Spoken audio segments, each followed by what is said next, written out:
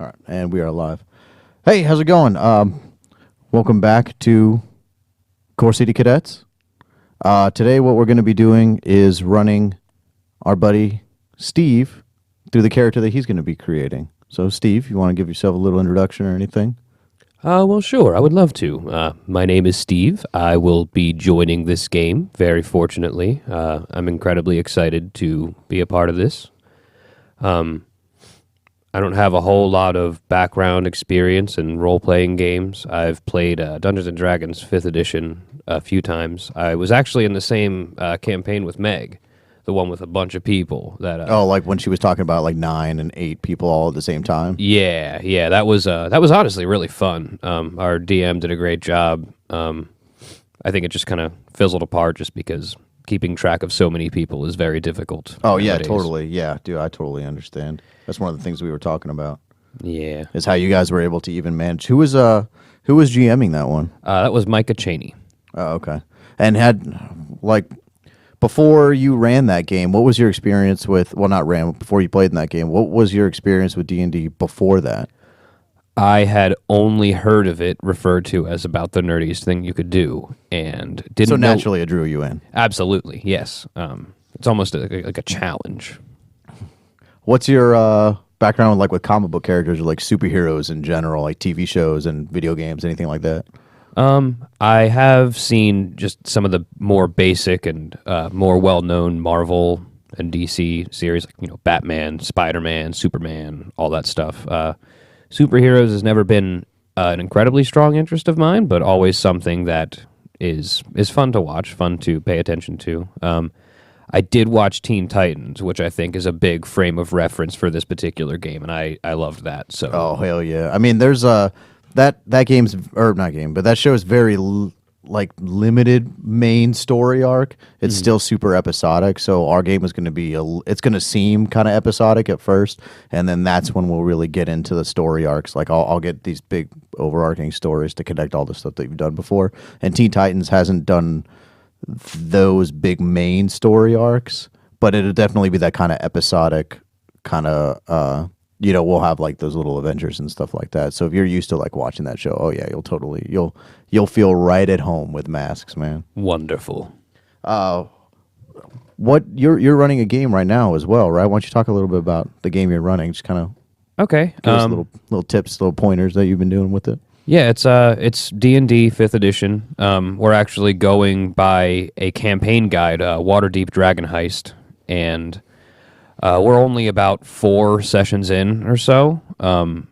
It's really fun. It's a lot of work just, being the game master, dungeon master, as I'm sure you are very well aware. Just a little bit. Less math with this game than what you're running. So it's not quite as much brain power as far as, charts and tables and stuff. But this game is definitely exercising the creative side of my brain. You know what I mean? Like the artistic side. Definitely. One thing I really do like about the current game that I'm dungeon mastering is the player's dedication to their characters. In my previous experience, I find it just a lot more fun when the players can really step into the shoes of their character and try to metagame as little as possible. And we're getting exactly that with this game. We have one character called Bill the Catholic. Bill the Catholic. I think that's Smalls' character, right? That's correct. And I honestly feel as though I know Bill the Catholic, the character, more intimately than I know the player. He just does not break character, and it brings an element of just antics and humor to the table that I have never seen before. So it's a lot of fun. A little bit hard to wrangle at times, but that's the nature of the game. It's very enjoyable. You said you've only been 4 sessions in, but is there any one moment that stood out in your game so far? Ooh, well, Bill got lost in the sewers when they were as you do. They had been given very clear instructions on follow the yellow signs marking your path in the sewers, but Bill is blind.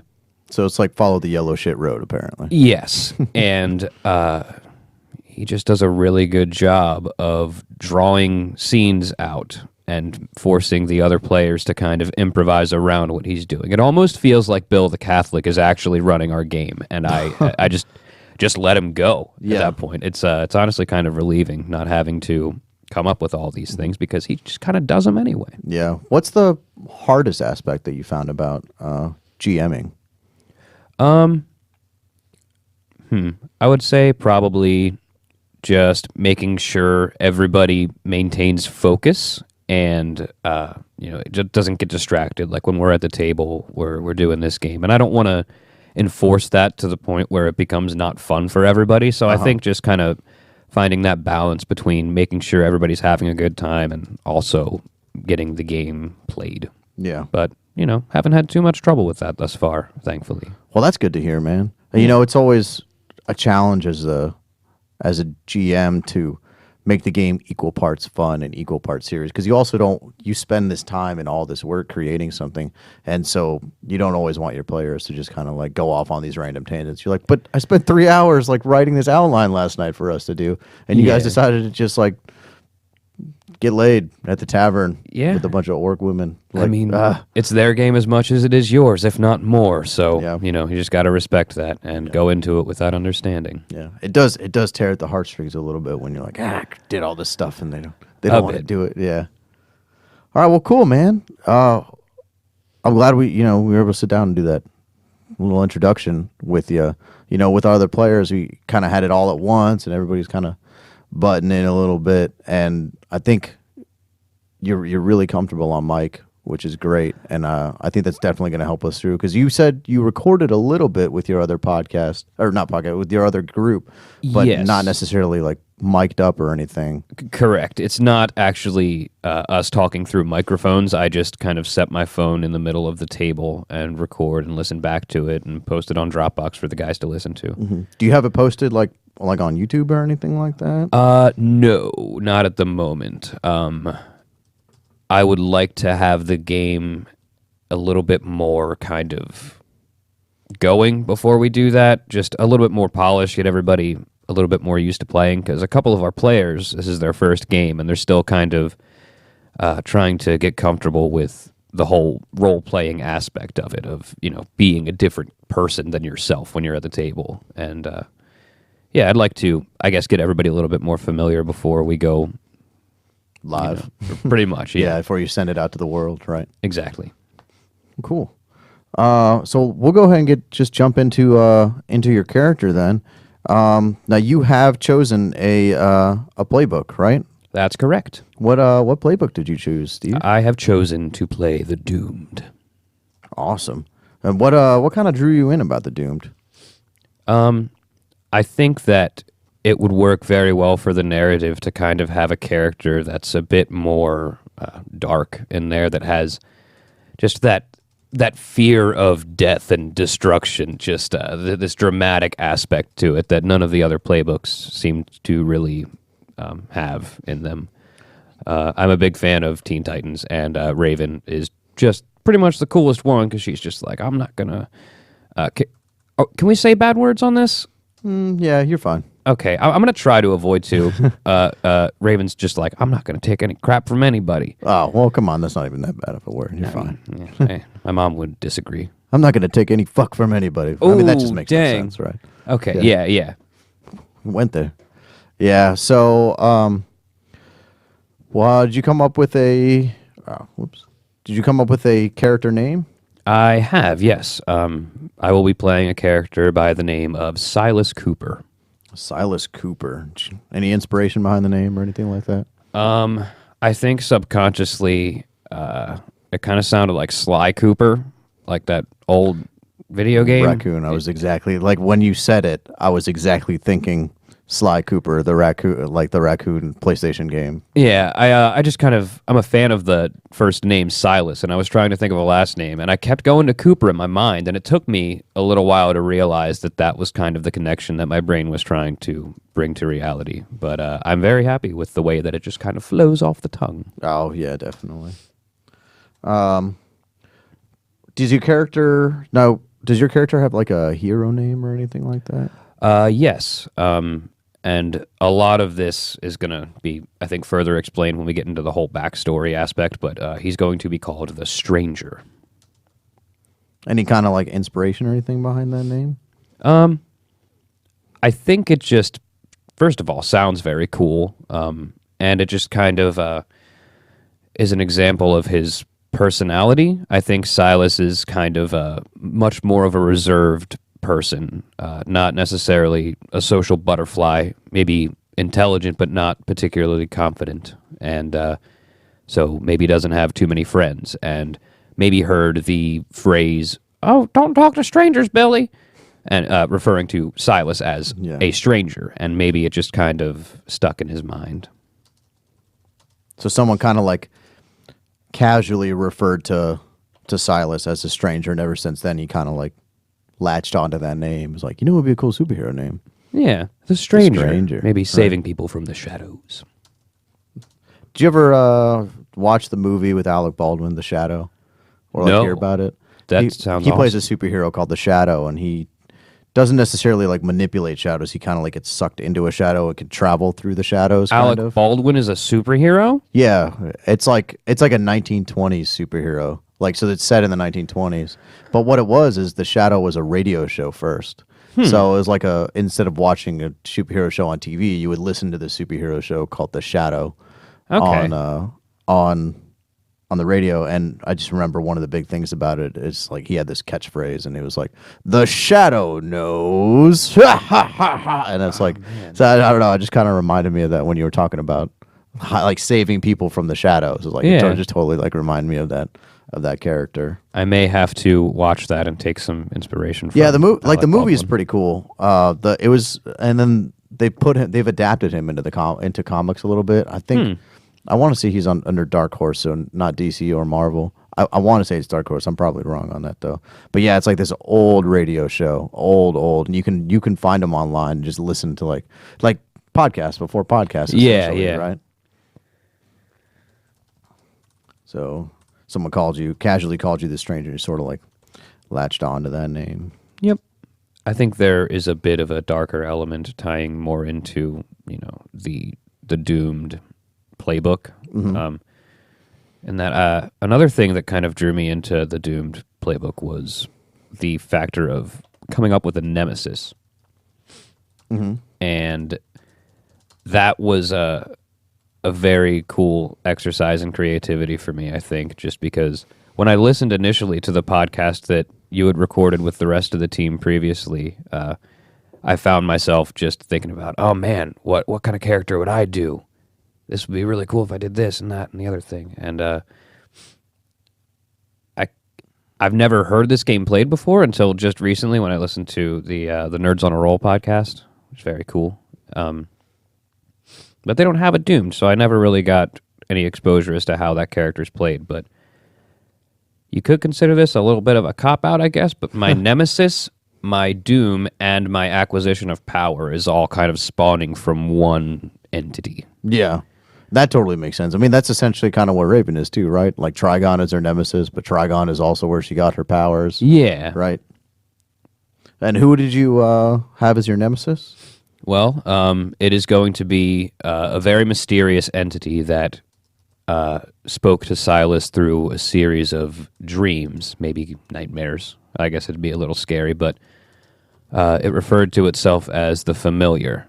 And this is something that just appeared to Silas in a dream, and he could almost see part of its face out of his peripheral vision in the dream, but never could get a good look or a good, real understanding of what this thing is or what its intentions are. I mean, I'd imagine that most people listening to this have had dreams before and tried to recall them, and some of the details could be a little bit lost, a little bit fuzzy. And so I like the idea of this nemesis, this doom manifesting itself via a dream, because it is very unclear to Silas what its intentions are. Mm-hmm. Is Silas like almost afraid to sleep because of it or anything? Very much so. Yeah, he has a hard time sleeping. That goes into his appearance of just having maybe those dark circles under his eyes pretty much all the time. Kind of seems tired not even seems tired. He just probably like looks tired all the time. He is tired all the time, I think. Yeah, I think it'll be a lot of fun. Why don't you talk a little bit about the powers that you wanted, like the power set you wanted to have? Ooh, okay. Well, I actually came up with this before even reading the actual Masks book, without actually seeing the options for the powers, but it did tie into one.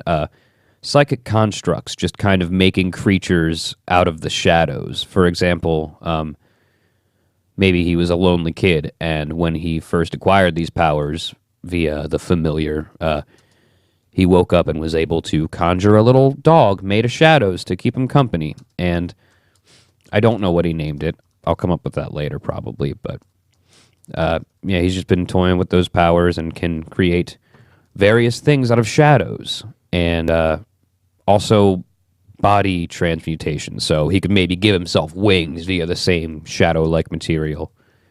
I think it'll make for an excellent kind of support character on the team. Like support character in what sort of way? What do you envision your characters going to be using their powers to do in a support sense? Maybe if Kyle's character, being the bull, just wanted to, I don't know, I could make a bird and have the bird just like drop him on a bad guy or something. Yeah. I don't know. Just kind of like, boom, just like throw them right in there. That's cool. Yeah, or That's kind cool. of I dig that. make little shields to shield us from explosions or something. I just I see him as much more of a protector than an offender. Yeah, that totally makes sense. So on the actual chart then for abilities, you'd be doing body transmutation and psychic constructs, right? That is correct. Cool. And then we have already done your nemesis section, so we'll go ahead and skip on to the rest. So the next part that we're going to be doing is called your doom. This is like we are just coming up with your doom now. You're doomed. Your powers may be killing you. Actually, you know what, Steve? If you want to go ahead and pull it up, we'll have you read that section. Okay, sure. That's on the second page. Yep, you got it. I think so. The part that says, something about your powers dooms you. It's just a matter of time before your doom comes for you. Until then, though, you've got a nemesis who needs fighting and a world that needs saving. After all, it's better to burn out than to fade away. That always makes me think of the Def Leppard song. It's better to burn out than fade away. Yeah. Oh yeah. Sorry to ruin the moment, but I think you very much accented the moment rather than ruining it. I don't think that's what you started reading, and now No. I can't find it. just on the second page. See, I screenshotted it, so it's kind of just very... The part where it's like overexerting yourself, injuring innocence, where you have to select that part. Okay. Oh, yep, I see. You're doomed. Your powers may be killing you, or maybe you're hunted ruthlessly, or maybe you embody an apocalypse, but one way or another, your future is grim. What brings your doom closer? Choose two. I have chosen overexerting yourself and talking about it openly.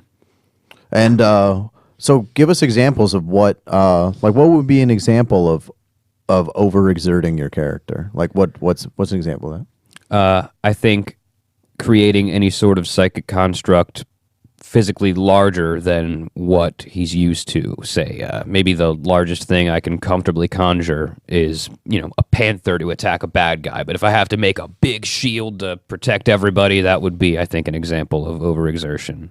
Okay. And then what'd you say the other one you took? We're talking about it openly? Talking about it openly, yeah, that's an interesting one. I think it'll be cool for the narrative. And that one seems pretty self-explanatory as to what it is. What it is you're just talking about it openly.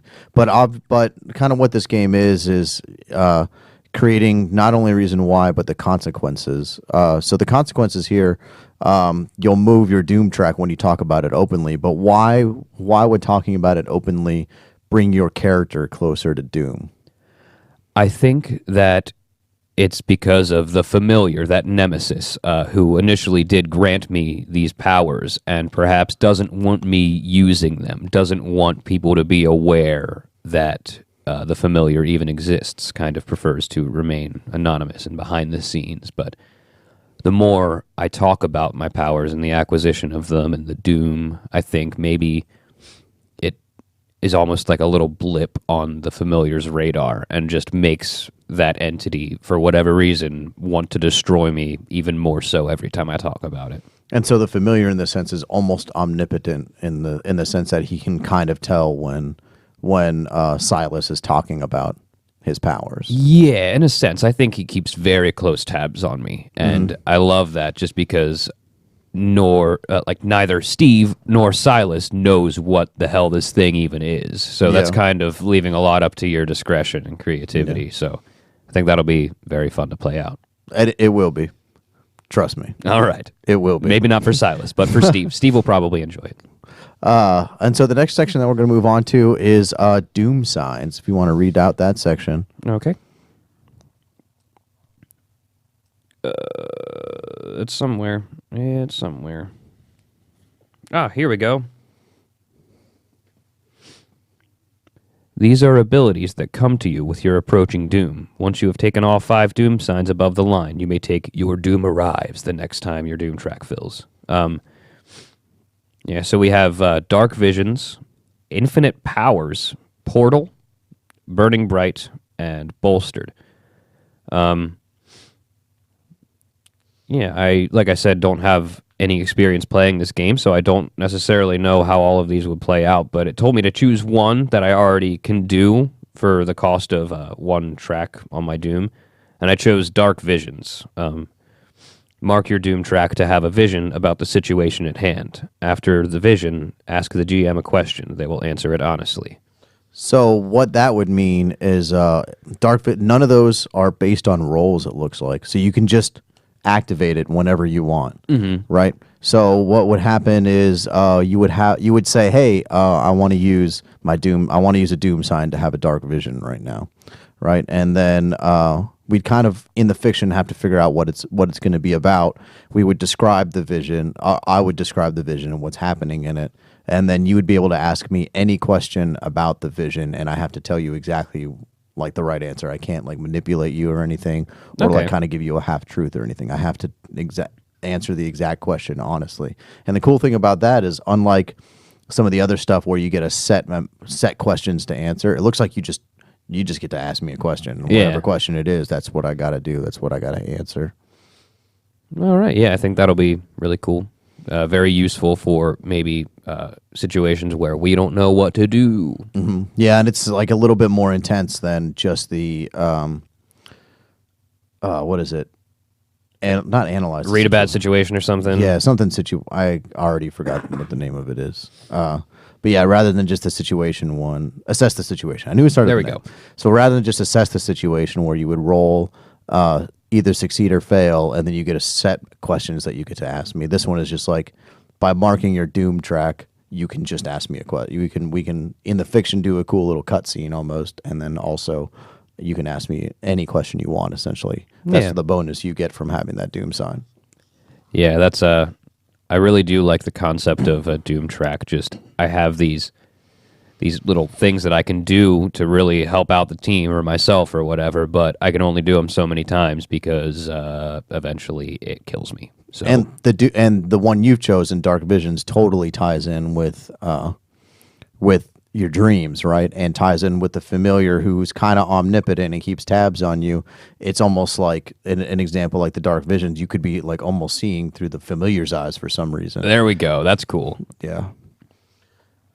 So we'll move on to the next section now. The next section is called Sanctuary. Okay. Would you like me to read this one? I would, please. Okay. You have a place where you can rest, recover, and reflect upon your powers. Choose and underline 3 features of your sanctuary. I will not be reading all of these choices. I'm just going to tell you the ones that I chose. All right. Wow. I wonder what they were.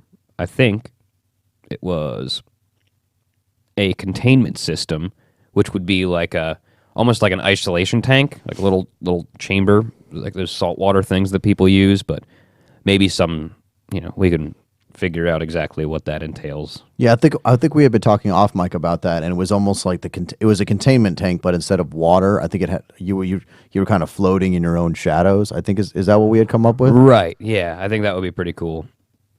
I think locks and traps probably, because it's I want this to be kind of a safe place where people won't just be able to get me, so it's going to be a little bit protected. and meditation space, which also is just kind of that same isolation thing. I don't know if that's exactly what I told you. I apparently had more confidence in my memory than is real because yeah. So the info that I had written from when we were talking off mic was you have a soundproof tank in a basement. Your parents built it as a place of comfort for you. So without even really knowing what your powers did, your parents were able to build this, or at least provide you with this tank.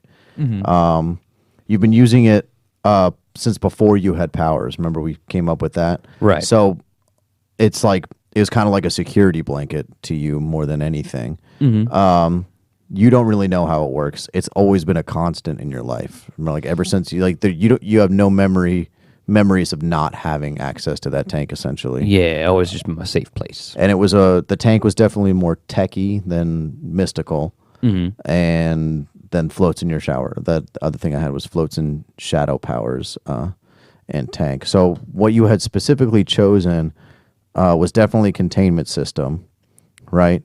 And then I think meditation space was the other for sure.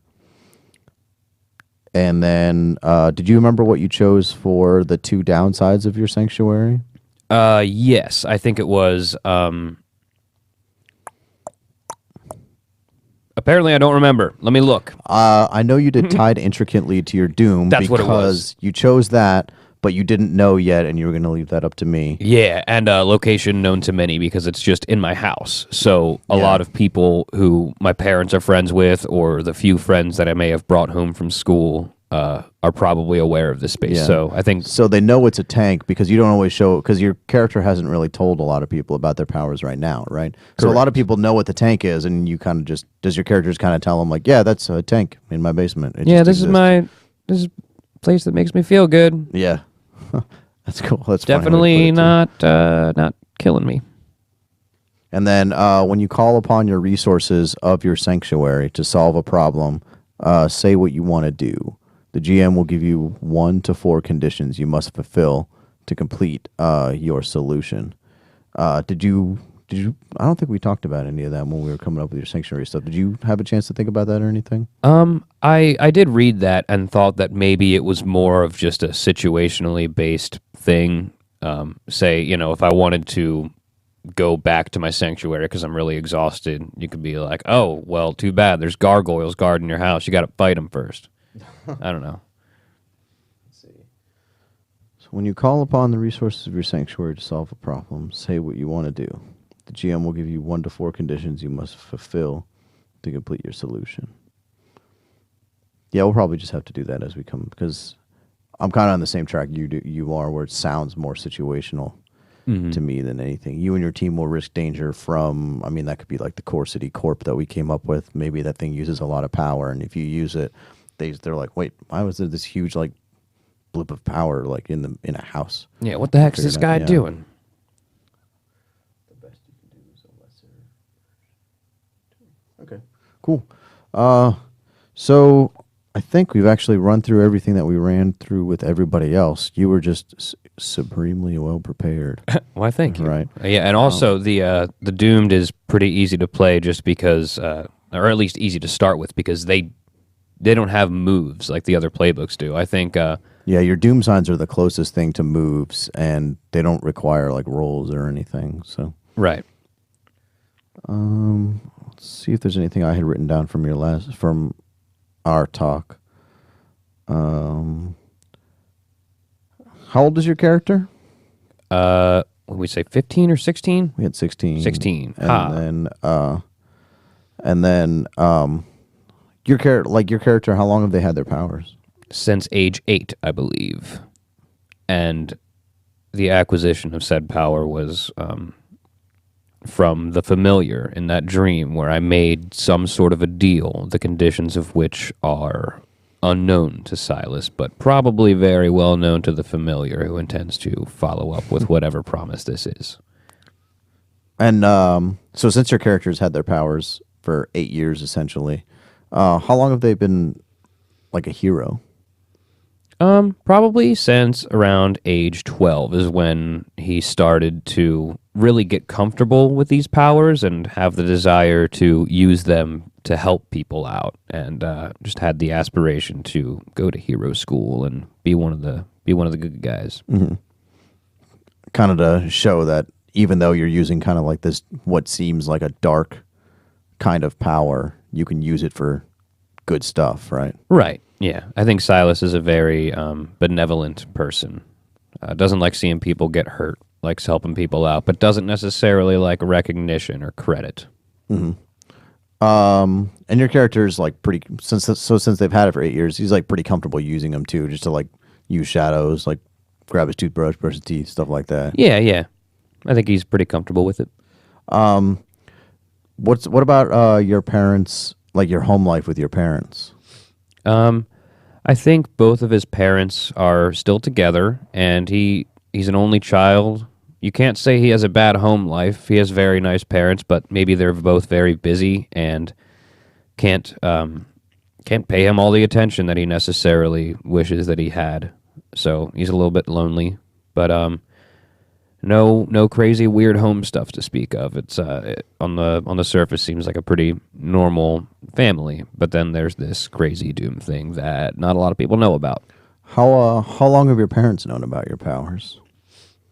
I think it's maybe a few years. I think like it's almost like when your parents think you're smoking weed in their house, like they can smell it, but they don't necessarily want to confront you because they don't want to believe it themselves or something. Maybe, so I think they've suspected it for a while, but just haven't pressed him for it. Haven't tried to gather much information about it.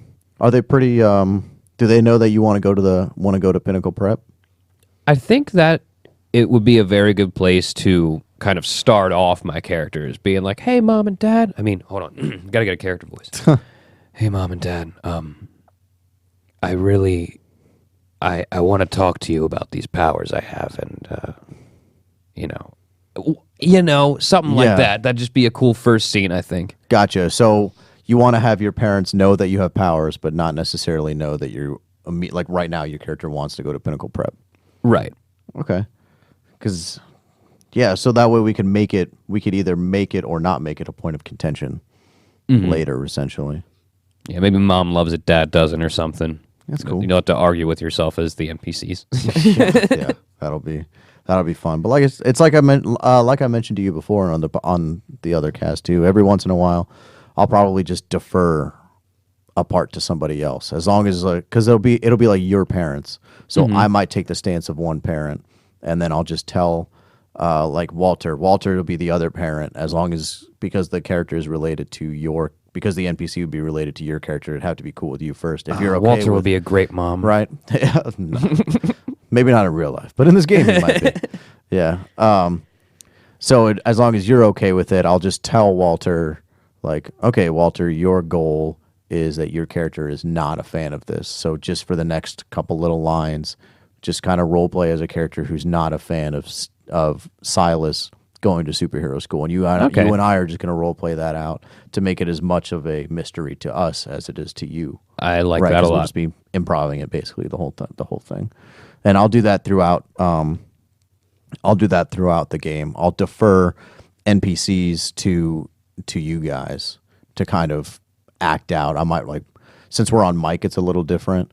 So instead of just kind of like whispering in your ear, I might like write it down on a piece of paper and just like slide it over to you and like, hey, here's your goal right now. Okay. And I might like stall, like don't like here's the goal, but maybe stall, like drag it out a little bit, kind of like frustrate the player or something like that. I like that. That'll be really cool to just hear and have it played out. And I think once we all get really comfortable with this, we're probably going to be really good at it. Yeah, because one thing I'm trying to do is I want to make this as much of a game as it is a radio show to people listening. Right. So like I want to have like, we're all going to roll. I'm not going to like edit out parts where I say, hey, roll. Right. But I do want it to kind of have that aspect where the players kind of don't know, the listener doesn't know. And even if I know what the outcome is, I'm still not going to know how it gets to that outcome essentially. If in conversation, I might have certain little, like, I don't want to necessarily have certain plot points set before you get there. I don't want to have too many of those, because then it's almost like, well, then why aren't we like playing the game? Why Do don't we even just- have a choice? Yeah, like, why don't we just write a comic book at that point, right? Yeah. So I'll try to limit, end games as much as possible, right? But I will have one or two like that. I'll kind of manipulate you guys into that, but make you think that you chose everything. Sounds good to Right. me. Cool. So I think we'll go ahead and wrap up for today. This is a little shorter since it's not all four people. I mean, we got we're a good like half hour or so, I think, into recording. Yeah, we're only about 35 minutes in, which is about how much we spent on everybody. So All right. I think we made pretty good progress today. I would agree. On the next round, we're actually going to have, I think we're going to have you with Kyle, Meg, Walter, and myself, and we're going to do the second half of backstory for all of you guys. And on the actual sheet for people following along that are listening, that's when we're going to do things like the moment of truth, just kind of describe it real quick. And then we'll also talk about your labels, which ones you're going to put a +1 to. We're going to explain the conditions a little bit, just kind of reiterate them. We'll go into the backstory, which we've sort of answered a little bit here, but it'll just give everybody that extra depth, everybody at the table that extra depth. And then we'll talk about when the team first came together.